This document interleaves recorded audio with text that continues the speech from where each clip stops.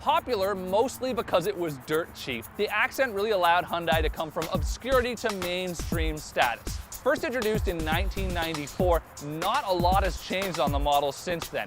And that really allowed a lot of the competition to catch up and even surpass it. Now, since that time, Hyundai has really poured their resources into the rest of their model lineup. And it really shows. And at the same time, the Accent's starting to look really tired on dealership lots next to cars like the new Sonata or the 300 horsepower Genesis Coupe. Finally, it's the Accent's turn, and this is what we've got, a vehicle that's really jumped a generation. Now, while there is a hatchback model really designed for college kids or the Gen Y crowd, today we're driving the Accent sedan, a car really meant as a second car, a commuter car, or really just a basic form of transportation. With the new 2012 Accent, Hyundai has shown that basic transportation doesn't need to be basic, starting with the design. As you can tell, it's got a lot of those great swoopy lines from the rest of the Hyundai lineup. It sort of started with the Sonata and then afterwards with the Elantra. Although the shame is it looks almost too much like the Elantra and you can't really tell the two apart on the road, which is a bit strange. It isn't quite as dynamic though, and while it looks nice and stylish now, it looks like the kind of car that 2 years from now is just going to blend in all over again. The next thing you'll notice is the engine as soon as you turn the car on. It really feels like it's right there in front of you. And while this car may have a swoopy sort of luxury design exterior to it, it still is an economy car in many respects.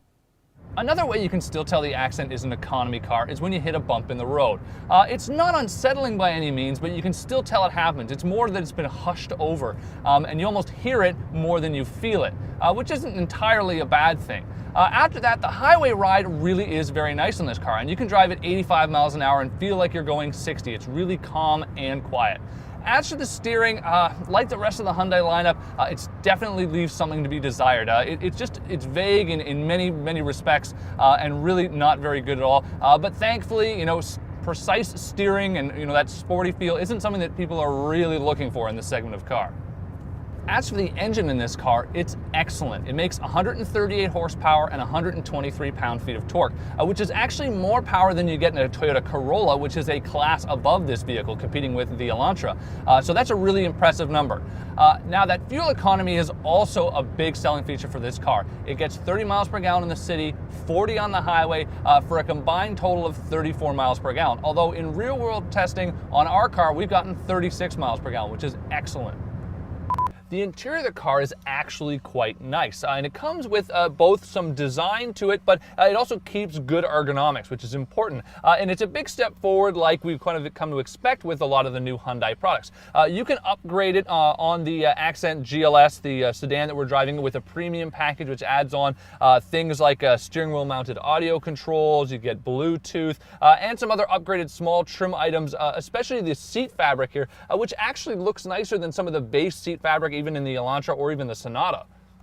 I do have one solitary complaint about the interior though, and that's the armrests on the side of the car are just this hard plastic material. Now, I'm not usually the type of person that complains about those small bits of hard plastic, because if you're not touching them, it doesn't really matter. However, you are touching this, you like to rest your arm there all the time, and your elbow gets pretty sore after a while. So just a little bit of soft material on that would make a huge difference to the interior of this car. Otherwise, it's great. The sedan, there's lots of room in the back seat for a full-size adult, and there's also a huge trunk. It's a 13.7 cubic feet, which isn't the largest in its class, but it is very sizable and really won't leave you lacking for anything. Of all the ways the 2012 Accent differs from the car it replaces, one of the most important ones is the price. Now, the previous generation car could be had for just under $10,000, and you're not even gonna get close to that with this new model. You can pick one up for $12,500, but that's a bare bones model with a manual transmission only, no power windows, and no air conditioning. If you want to get something like this, a GLS sedan with an automatic transmission, you're looking at $15,195. Add on an extra $1,300 for the premium package, and that'll give you, along with some of the items we mentioned already, the nice keyless entry, as well as some 16-inch aluminum wheels rather than these 14-inch hubcaps. An excellent vehicle. With the new Accent, Hyundai has succeeded in delivering basic transportation that isn't basic. It's still an economy car in many respects, though a very good one at that. Perhaps our biggest complaint about it is that it's not priced like the old model, although we'd be foolish to say it's not worth it.